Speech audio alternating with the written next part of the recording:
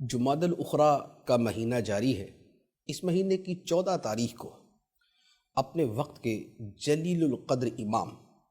شرق و غرب میں جن کی شہرت تھی اور پوری دنیا کے اندر جن کا نام تھا، اسلام کی حجت، اسلام کے مفکر، امت کے حکیم، علوم ظاہرہ اور باطنہ کے ماہر، یعنی سیدنا امام غزالی رحمۃ اللہ علیہ کا یوم وصال ہے، یوم عرس ہے۔ امام غزالی رحمۃ اللہ علیہ تاریخ اسلام کی ان عظیم ہستیوں میں سے ہیں کہ جن پہ تاریخ فخر کرتی ہے، جن پہ امت مسلمہ فخر کرتی ہے، بلکہ جن پہ عالم انسانیت فخر کرتی ہے کہ ایسا جہاں دیدہ، ایسا ماہر فن، ایسا فلسفی، ایسا عظیم اسکالر اس دنیا میں تشریف لایا۔ امام غزالی رحمۃ اللہ علیہ 450 سن ہجری میں پیدا ہوئے اور بچپن ہی میں آپ کے سر پہ آپ کے والد کا سایہ نہ رہا۔ آپ نے ابتدائی تعلیم توس شہر میں ایک مدرسے میں حاصل کی اور پھر وہاں سے اعلیٰ تعلیم کے لیے نیشا پور تشریف لے گئے۔ نیشا پور میں امام الحرمین امام جوینی قدس سرہ العزیز کی بارگاہ میں علوم حاصل کیے۔ پھر اس کے بعد امام غزالی رحمۃ اللہ علیہ بغداد تشریف لے گئے اور بغداد میں علوم حاصل کیے، اور وہاں پر علمی مقام مسلسل بڑھتا گیا اور آپ اس مقام پہ پہنچے کہ بادشاہ کے دربار میں جو علماء بیٹھ کر آپس میں مسائل پہ گفتگو کرتے تھے اور اپنے دلائل سے اپنے موقف کو ثابت کرتے تھے، اس میں امام غزالی رحمۃ اللہ علیہ کا مقام و مرتبہ یہ تھا، آپ کے مقابلے میں کوئی عالم، کوئی فقی، کوئی متکلم، کوئی علم عقائد کا ماہر نہ ٹھہر سکا۔ اور پھر بڑی چھوٹی عمر میں امام غزالی رحمۃ اللہ علیہ مدرسہ نظامیہ کے اس مقام پر فائز ہوئے، اس مسند پر بیٹھے کہ جہاں بیٹھنے کی تمنا لیے بڑے بڑے علماء دنیا سے گزر گئے۔ آپ نے بڑی چھوٹی عمر میں اس مقام کو حاصل کر لیا، اور پھر وہاں سے جو آپ کی شہرت پھیلی اور بڑے بڑے علماء طلباء کی حیثیت سے آپ کی بارگاہ میں آیا کرتے تھے۔ آپ نے وہاں پر کئی سال تک تدریس کی، بادشاہ کے دربار میں آپ کا سب سے بلند مقام تھا، بغداد کی سرزمین پہ آپ کا شہرہ تھا، طلباء دنیا بھر سے آپ کے پاس آتے تھے، مختلف علوم کی مہارتیں حاصل کرتے تھے۔ آپ نے فلسفے میں، اصول فقہ میں اعلیٰ درجے کی مہارت حاصل کی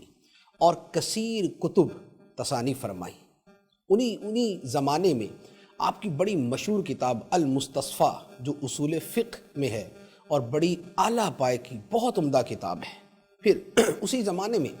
آپ نے تحافۃ الفلاسفہ کے نام سے ایک کتاب لکھی جس میں فلسفیوں کے بنیادی مسائل کا رد پورے دلائل کے ساتھ کیا، اور جس کتاب نے پوری دنیا کے اندر ایک ہلچل مچا دی، فلسفہ کی دنیا میں ایک بھونچال برپا کر دیا۔ امام غزالی رحمۃ اللہ علیہ اپنی اسی روش پر چلتے رہے، لیکن جو قلبی اطمینان ہے، جو دل کا خدا سے تعلق ہے، جو قرب الہی کی لذتیں ہیں، جو رضا الہی کا شوق ہے، جو لقاء الہی کے لیے دل کا تڑپنا ہے، وہ شے ان فلسفیانہ باتوں سے حاصل نہ ہوتی تھی۔ امام غزالی رحمۃ اللہ علیہ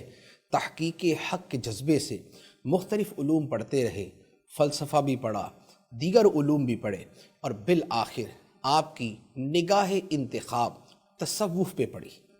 علم تصوف کی بڑی بڑی کتابوں کا آپ نے مطالعہ کیا، اور بطور خاص مشہور زمانہ کتاب امام ابو طالب مکی رحمۃ اللہ علیہ کی قوت القلوب کا آپ نے مطالعہ کیا۔ کتاب پڑھ کے پتہ چلا کہ یہ فن تصوف یہ پڑھنے کا نہیں، کرنے کا نام ہے، یہ قول نہیں، عمل ہے، یہ باتیں نہیں، یہ اعمال کی دنیا ہے۔ اب آپ کے اندر یہ کشمکش بیدار ہوئی کہ آپ کس طرح وہ اپنی تمام شہرت، وہ مقام و مرتبہ، وہ عہدہ منصب، وہ آپ کی جاہ و مرتبہ، اور وہ بادشاہ کی نظر میں آپ کا مقام، اور طلباء کی نظر میں آپ کی جو حیثیت اور بلند مرتبہ تھا، وہ سب چھوڑ کے آپ تصوف کی راہ پہ کیسے چل نکلے۔ ایک عرصے تک آپ اسی کشمکش میں رہے، حتیٰ کہ آپ کا کھانا چھوٹ گیا، بھوک آپ کی ختم ہو گئی، دل آپ کا بے قرار رہتا تھا۔ ایک طرف یہ دنیا کا مال بھی ہے، جہ بھی ہے، مرتبہ بھی ہے، شہرت بھی ہے، مقام بھی ہے، اور بہت کچھ ہے، اور دوسری طرف صوفیوں کا راستہ ہے، ولیوں کا راستہ ہے، تقوی اور توکل کا راستہ ہے،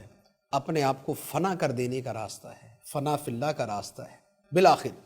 ایک عرصہ دراز کی کشمکش کے بعد سن 488 سن ہجری میں امام غزالی رحمۃ اللہ علیہ نے بغداد شریف کو چھوڑ دیا۔ اللہ اکبر! آپ غور کریں کہ 450 سن ہجری امام غزالی کا یوم ولادت ہے، آپ کا سن ولادت ہے، اور 488 سن ہجری یعنی 38 سال کی عمر میں امام غزالی رحمۃ اللہ علیہ نے بغداد شریف کو چھوڑ دیا۔ اس کا مطلب یہ ہوا کہ جو آپ کا دنیا میں شہرہ تھا اور جو آپ کو مقام و مرتبہ ملا تھا، وہ 38 سال کی عمر میں اپنی انتہا کو پہنچا ہوا تھا، اور اس سے پہلے گویا 10-12 سال پہلے اگر یہ مقام ملا تھا تو گویا امام غزالی وہ ہستی ہیں کہ جسٹ 28 اور 30 سال کی عمر میں آپ اس مقام پہ پہنچ گئے۔ پھر جب 488 سن ہجری میں آپ نے بغداد شریف چھوڑا، پھر عبادت، ریاضت، مجاہدہ، مراقبہ، نفلی روزے، تلاوت قرآن، نوافل، ذکر الہی، عبادت، ان چیزوں میں اپنے آپ کو مگن کر لیا، محو کر دیا۔ دمشق، بیت المقدس آپ تشریف لے گئے۔ بیت المقدس میں عرصہ دراز تک آپ نے ایک حجرے میں عبادت کی۔ پھر مقام خلیل، جہاں حضرت ابراہیم خلیل اللہ علیہ السلام کا جو آپ کا مرقد انور ہے، وہاں پر آپ گئے، فیض حاصل کیا،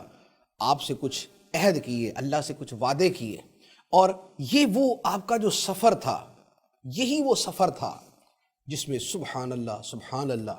احیاء العلوم جیسی عظیم کتاب کو تصنیف کیا۔ پھر آپ وہاں سے دوبارہ طوس تشریف لے آئے، اور پھر وہاں آپ نے زندگی گزاری، اور سن 505 سن ہجری 505 سن ہجری 14 جمادی الاخری کو آپ نے وفات پائی۔ گویا 55 سال کی عمر میں امام غزالی رحمۃ اللہ علیہ کا انتقال ہوا، لیکن اس 55 سال کی عمر میں جو آپ نے کارنامے سر انجام دیے، سبحان اللہ، کیا شان ہے، کیا مقام ہے، کیا مرتبہ ہے۔ آپ نے بادشاہ کو ایک خط لکھا تھا، اور اس میں فرمایا تھا کہ ابھی تک یہ بندہ 200 کتابیں لکھ چکا ہے، 200 کتابیں، اور آپ کی کتابیں صرف 200 نہیں،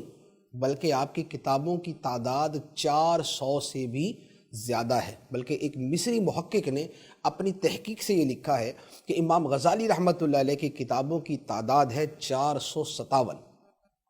457 کتابیں آپ نے تصنیف فرمائی، اور ان کتابوں میں کیسی کیسی نامی گرامی علمی اور اعلیٰ قسم کی کتابیں ہیں۔ احیاء العلوم ہے،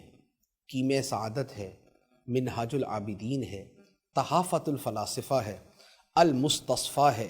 المنقذ من الضلال ہے، اور اس طرح کی کتنی کتابیں ہیں کہ مطالعہ کرے تو انسانی عقل دنگ رہ جاتی ہے کہ کیا علم تھا، کیا مقام تھا، کیا آپ کی شان تھی۔ اور آپ کی کتابیں نے جو دنیا میں انقلاب برپا کیا، سبحان اللہ۔ احیاء العلوم آج کے زمانے میں بھی زندہ کتاب ہے، کیمیا سعادت آج بھی زندہ کتاب ہے، ایک مرتبہ کوئی مطالعہ کر لے دل کی دنیا بدل جاتی ہے۔ پھر آپ کی کتابیں وہ ہیں کہ یورپ غیر مسلموں نے اسلام کے جن سکولرز اور جن علماء کی کتابوں اور جن کے کام کے اوپر سب سے زیادہ توجہ دی، امام غزالی رحمۃ اللہ علیہ ان میں سے ایک ہیں۔ اللہ تعالیٰ ان پہ کروڑوں رحمتیں نازل فرمائے، اور امام غزالی رحمۃ اللہ علیہ کا فیضان ہمیں عطا فرمائے، آمین بجاہ النبی الامین صلی اللہ علیہ وسلم۔